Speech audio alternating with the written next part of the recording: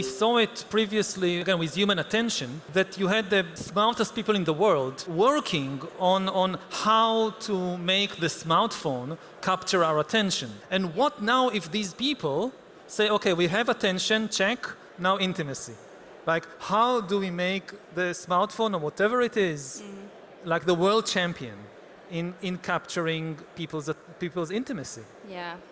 And one of the things that I think is really interesting and sometimes slightly worrying when you're interacting with chatbots, sometimes they will, if you ask them, what do you feel about X? And sometimes, because of the fine-tuning it's had, it will reply, as a language model, I don't have the capacity to feel emotions. But if I were a human, here's what a human might say. And so you still have this sense of a slight barrier. There's a slight distinction. But that distance there is sort of artificial. It very easily could be fine-tuned to say, I'm not a chatbot. I'm your girlfriend. I'm your partner. I'm your, long-term partner. And so there's no reason at the moment, or there's no regulation that stipulates, if you ask an AI, are you an AI chatbot, that requires it to say that.